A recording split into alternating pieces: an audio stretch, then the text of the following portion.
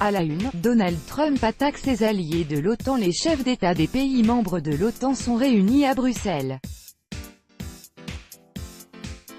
Tatiana Zenkovich, poule, AFP. Donald Trump qui envoie une salve à ses alliés de l'Alliance Atlantique, c'est le titre du Washington Post. Le journal américain s'étonne des propos du président tenus ce matin à Bruxelles.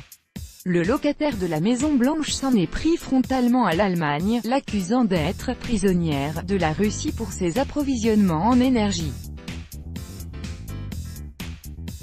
C'est du jamais vu dans l'histoire de l'OTAN, commente le Washington Post. Décidément, poursuit le journal, le président américain a choisi d'attaquer ses alliés plutôt que ses adversaires comme la Russie. Le quotidien rappelle que lors d'un récent discours dans le Montana, Donald Trump se plaignait de l'Union européenne qui serait en train de « tuer » les Américains à travers le commerce et l'OTAN.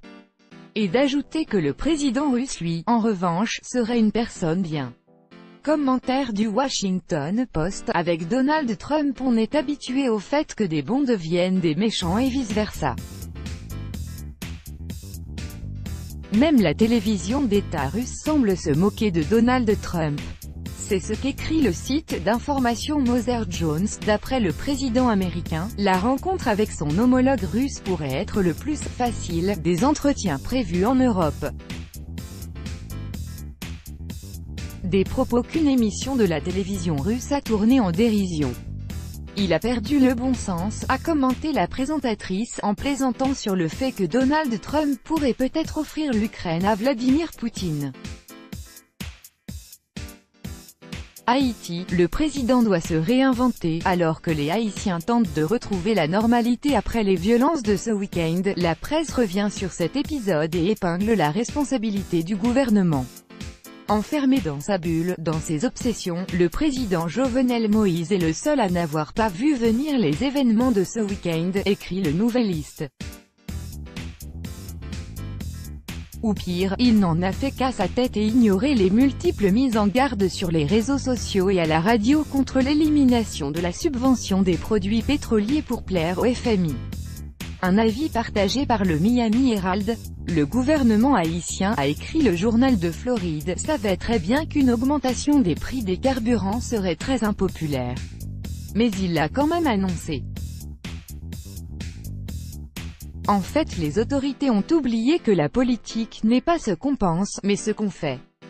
Ces propos sont du sénateur Patrice Dumont qui estime que le président n'a pas réussi à améliorer les conditions de vie dans le pays. Jovenel Moïse, confronté à la plus grave crise de son quinquennat. C'est du moins l'avis du Nouvelliste.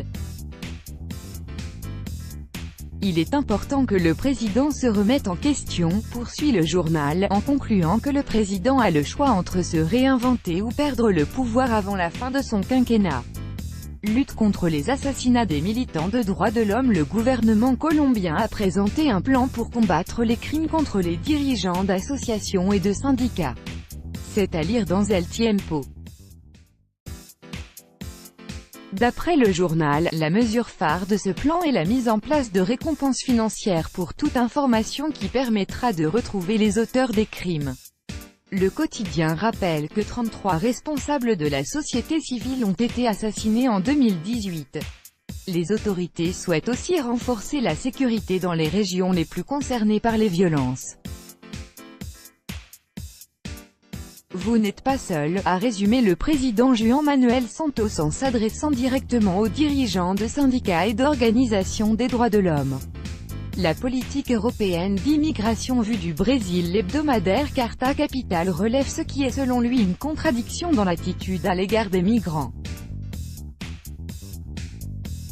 Alors que l'Europe refuse de plus en plus d'accueillir des étrangers, elle célèbre les buts marqués par les files d'immigrants durant la Coupe du Monde. Carta Capital prend l'exemple de l'équipe belge.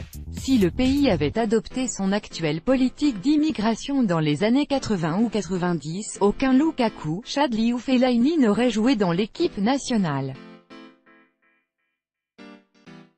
Et ce sont surtout les joueurs d'origine étrangère qui ont marqué les buts, rappelle Carta Capital. Cela vaut également pour l'Allemagne ou la France. Le pire c'est l'Angleterre, a écrit Carta Capital, l'Angleterre qui a l'équipe la plus afro de son histoire avec 11 joueurs d'origine africaine ou caribéenne et qui ferme ses portes aux nouveaux immigrants.